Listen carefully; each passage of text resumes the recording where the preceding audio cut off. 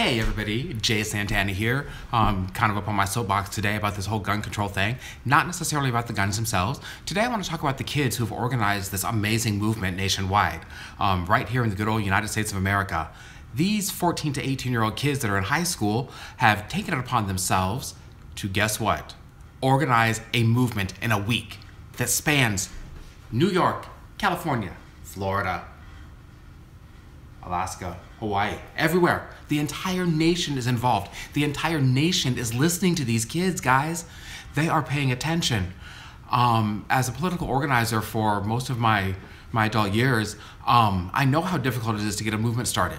It takes a lot of time, energy, momentum, community building. Wow, I don't know what else to say. It's amazing that these teenagers, who aren't even legal to vote yet in most cases, have done this. They've done it with no money. They've done it just because they're passionate and they don't want another child to die like their friends did. Pretty tough to imagine some adults and some politicians telling these kids they're being ignorant or stupid or that they're wrong and that they need to go lay down and sit in the corner, or they need a timeout, or they need to be expelled from school. What the hell? Seriously? You're gonna punish them for achieving something that you as a political office holder couldn't do, refused to do. Why is that? Why do you punish somebody for something you can't do? Why do you punish somebody for doing something better than you? That's such baloney.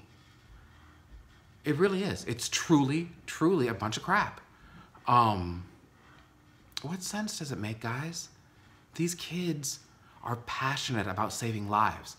They don't care if you're a Democrat or Republican, independent, Green Party, Tea Party, whatever. They don't care. What they are worried about, at the end of the day, they are worried about saving a human life. That's what we should all be focused on. Saving lives. Not deciding who's taking money from the NRA or not taking money from the NRA, as the case may be. Nothing. It's absolutely insane, you know? It's crazy. It truly is. Why are we trying to punish these kids? Why are we trying to make them feel bad about what they've done? The reason I'm up on my soapbox today is I did a post. A friend of mine, Todd, up in Minnesota, made a post and said that he was kind of disturbed by some of the things that were turning up, and he did a hashtag search for Never Again.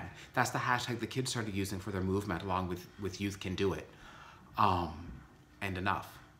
Those three hashtags have pretty much gone viral internationally. We have press from Australia and the BBC and stuff chiming in on, we're not gonna learn anything. It's the Americans, they're crazy. They're gonna let it happen over and over. But they're using these hashtags even in Australia. I saw a couple of news reports. But the part that disturbs me is that people who are obviously very much in support of the Second Amendment and making no changes, comments, the gun laws or revisiting the Second Amendment in the judicial system, I've said some really vile, derogatory, mean, nasty, horribly nasty things about these children. The Republicans profess to be all in support of the youth because they are the future of the nation, they are our future leaders, etc. Yet, they're bashing them for organizing. They're just running them through the ringer, quite frankly, because they want to walk out of school. They have figured out a way to get their voices heard. They have made these politicians pay attention. The NRA didn't do it, they just shoveled money into it.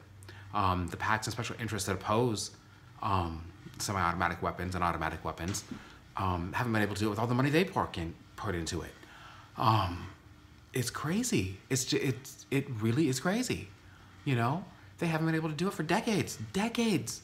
This discussion about gun control has been going on. In my lifetime, as far back as I remember, it started with the Brady Bill following the attempted assassination of President Reagan and the whole John Hinckley, Jodie Foster scandal.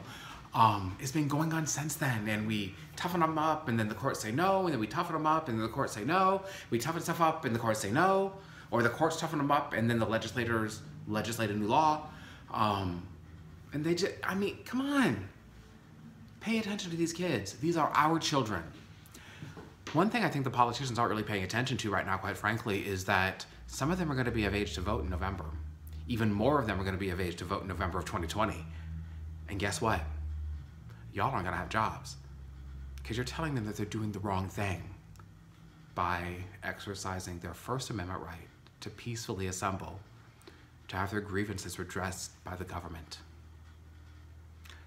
So all of you folks sitting up there in your ivory towers, your offices in DC and the state capitals around the nation,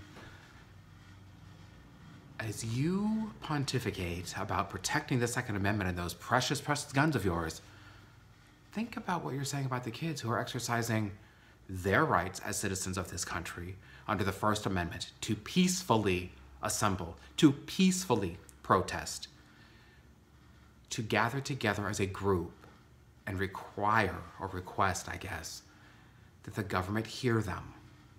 While they may not be able to vote, they are definitely citizens of our great nation. All right, I'll stop for now. I hope to get some feedback. I'd really appreciate it, guys.